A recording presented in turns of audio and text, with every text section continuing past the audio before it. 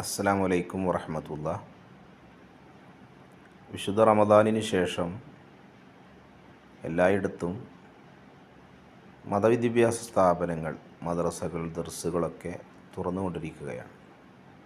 പുതിയ ഒരു അധ്യയന വർഷത്തിലേക്ക് എല്ലാവരും പ്രവേശിക്കുന്നു. മതം പഠിക്കുന്നതിനെയും മതത്തെയും വിമർശിക്കുന്ന ധാരാളമുണ്ട്. തീർച്ചയായും മതം ഒരിക്കലും മനുഷ്യന് എതിരല്ല. മനുഷ്യൻ്റെ ഭൗതികമായ വികാസത്തിനും അവൻ്റെ വ്യക്തിശുദ്ധിക്കും നല്ലൊരു പൗരനെയും മനുഷ്യനെയും വളർത്തിയെടുക്കുന്നതിനുമാണ് മതങ്ങൾ, ലോകത്ത് ദർശനങ്ങൾ നൽകിയിട്ടുള്ളത്. പ്രവാചകന്മാർ, മതഗ്രന്ഥങ്ങൾ, വിശുദ്ധ ഇസ്ലാം മനുഷ്യനോടാണ് സംസാരിക്കുന്നത്. മനുഷ്യൻ്റെ സമാധാനത്തിന് വേണ്ടി ഭൗതികവും ആത്മീയവുമായ രണ്ട് തലങ്ങളെ ഇസ്ലാം നന്നായി സംസാരിക്കുന്നു. മരണശേഷമുള്ളൊരു ലോകത്തിനാണ് ഇസ്ലാം വളരെ പ്രാധാന്യം നൽകുന്നത്. മരണത്തിന് മുന്നേയുള്ള ഈ ലോകം, നാം ഇപ്പോൾ ജീവിച്ചുകൊണ്ടിരിക്കുന്ന ഈ ലോകം, മരണശേഷമുള്ള ലോകത്തിന് വേണ്ടിയുള്ള, അവിടുത്തെ ജീവിതം സുഖകരമാകുന്നതിന് വേണ്ടിയുള്ള, അവിടെ ക്ലേശമില്ലാതെ ജീവിക്കുന്നതിന് വേണ്ടിയുള്ള പ്രവർത്തനങ്ങൾ ചെയ്യാനുള്ള ഒരു സമയമാണ് ഈ മരണത്തിന് മുന്നേയുള്ള ഭൗതിക ലോകം, ദുനിയാവ് എന്ന് വിളിക്കുന്ന ഈ ലോകം. ഇത് മനുഷ്യൻ്റെ ജനനം മുതൽ മരണം വരെയാണ് ഇവിടെ കാലയളവ്. ഒരു കൃത്യമായ സമയപരിധിയുണ്ട്. എന്നാൽ മരണശേഷമുള്ള ലോകത്ത് സമയപരിധിയില്ല. ഇത്ര കാലം വരെയാണ് അവിടുത്തെ ജീവിതമെന്ന് നമുക്ക് പറയാൻ സാധ്യമല്ല.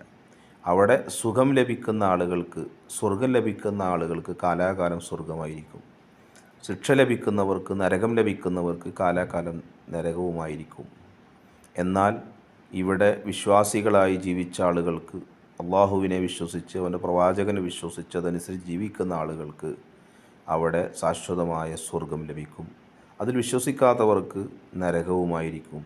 ഈ തുടങ്ങിയ ദർശനങ്ങളുടെ പ്രാഥമിക പഠനങ്ങളും മറ്റുമായി ബന്ധപ്പെട്ട വിഷയങ്ങളുമാണ് മദ്രസകളിലെ പ്രധാന പഠനങ്ങൾ. അതോടൊപ്പം ഇവിടെയുള്ള എല്ലാ മനുഷ്യരോടും, മത ജാതി വ്യത്യാസമില്ലാതെ എല്ലാവരോടും, മൃഗങ്ങളോട്, വസ്തുക്കളോട്, സമൂഹത്തോട്, നാടിനോടും ഒക്കെ സ്നേഹവും സൗഹാർദ്ദവും പുലർത്തുന്നതിന് വേണ്ടിയുള്ള നല്ല അധ്യാപനങ്ങൾ പാഠശാലയിൽ നിന്നും പഠിക്കുന്നു.